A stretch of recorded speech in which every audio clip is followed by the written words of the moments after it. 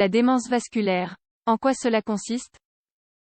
En cas de démence vasculaire, l'intensité des symptômes a tendance à augmenter de manière échelonnée plutôt que graduellement comme dans la maladie d'Alzheimer. La démence vasculaire est le second type de démence le plus fréquent, après la maladie d'Alzheimer. Elle représente 10 à 20% des cas. Comme toutes les démences, il s'agit d'une détérioration cognitive, ou en d'autres termes, de la perte ou de l'aggravation de certaines facultés mentales telles que la mémoire, la raison ou le comportement. La démence vasculaire a pour origine des lésions cérébrales dues à une maladie cérébrovasculaire. Plus concrètement, certaines régions du cerveau ne reçoivent pas assez de sang et finissent par être endommagées. Dans cet article, nous vous expliquons les causes, les symptômes et le traitement de cette démence. En quoi consiste la démence vasculaire? Afin de pouvoir diagnostiquer la démence vasculaire, certaines conditions fondamentales sont nécessaires. Tout d'abord, les critères de démence. Comme nous l'avons déjà mentionné, ces derniers se basent sur la détérioration des facultés mentales. Pour les mesurer, les médecins réalisent différents examens et questionnaires.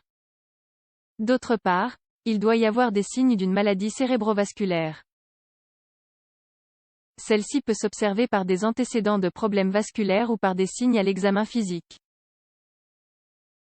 On utilise également des techniques comme la tomographie ou l'imagerie par résonance magnétique afin d'observer les éventuelles lésions cérébrales.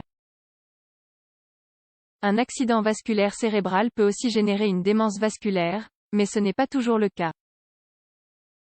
En effet, elle peut également provenir d'autres troubles qui affectent les vaisseaux sanguins. Par ailleurs, tout pathologique qui réduit l'irrigation du cerveau, comme l'athérosclérose, peut la produire. Par conséquent, nous pouvons identifier certains facteurs de risque. Souffrir de diabète, d'hypertension, avoir un cholestérol élevé ou fumer sont des situations qui augmentent le risque de démence vasculaire. Ainsi, le fait de contrôler ces facteurs peut diminuer l'incidence. Les symptômes. Les symptômes de la démence vasculaire varient selon la partie du cerveau où le flux sanguin est réduit. Ils sont semblables à d'autres types de démence. En premier lieu, la personne peut se sentir désorientée et avoir des difficultés à se concentrer. La capacité d'organiser la pensée faiblit également. L'un des symptômes les plus alarmants est la perte de mémoire. Voici d'autres symptômes fréquents. Marche instable, incapacité à contrôler l'urine, difficulté à accomplir des tâches qui étaient auparavant faciles, problèmes de langage, changement d'humeur et de personnalité, perte des habitudes sociales, dépression, altération du sommeil, éventuellement des hallucinations ou des délires. Les symptômes peuvent être plus évidents et soudains lorsqu'ils surviennent à la suite d'un accident vasculaire cérébral. À d'autres moments, ils peuvent s'aggraver lors d'étapes évidentes. Cela permet généralement un diagnostic différentiel de la maladie d'Alzheimer, qui est à son tour plutôt progressive. Toutefois, la démence vasculaire peut également se développer de façon subtile et graduelle. À mesure que la maladie progresse, les symptômes deviennent plus évidents et plus sérieux. En effet, la personne qui en souffre finit par être incapable de s'occuper d'elle-même. Comment prévenir la démence vasculaire?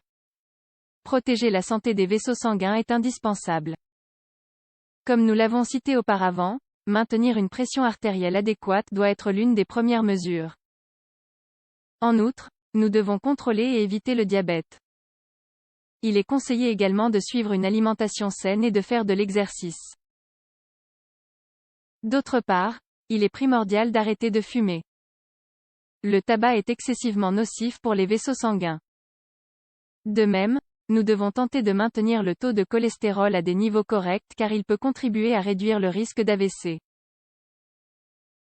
C'est pourquoi, le régime alimentaire est très important.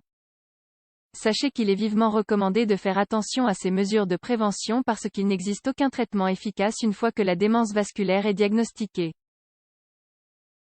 Le traitement se concentre généralement sur le contrôle des facteurs de risque. Comment diagnostiquer la démence vasculaire? Le diagnostic s'obtient par la probabilité que les symptômes soient causés par quelconque problème vasculaire. Cette probabilité augmente en fonction de vos antécédents personnels d'AVC.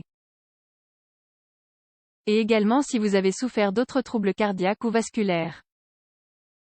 Afin d'orienter le diagnostic, on réalise aussi des analyses sanguines. Celles-ci se concentrent sur le taux de cholestérol, la glycémie, l'anémie, etc. Par ailleurs, des examens d'imagerie et d'échographie des artères carotides sont également effectués pour connaître leur état. De plus, les tests neuropsychologiques aident à distinguer les différents types de démence. Ils évaluent la capacité de parler, d'écrire et de travailler avec des chiffres, entre autres. Les individus atteints de démence vasculaire ont souvent plus de difficultés à analyser un problème. Cependant, ils ont moins de difficultés à apprendre et à se souvenir de l'information contrairement à ceux qui souffrent d'Alzheimer. En conclusion, pour éviter la démence vasculaire, il est très important de mener un mode de vie sain. Prendre soin de son alimentation et faire du sport sont deux piliers fondamentaux. Néanmoins, si malgré tout cela, vous remarquez des signes avant-coureurs, n'hésitez pas à consulter un médecin le plus tôt possible.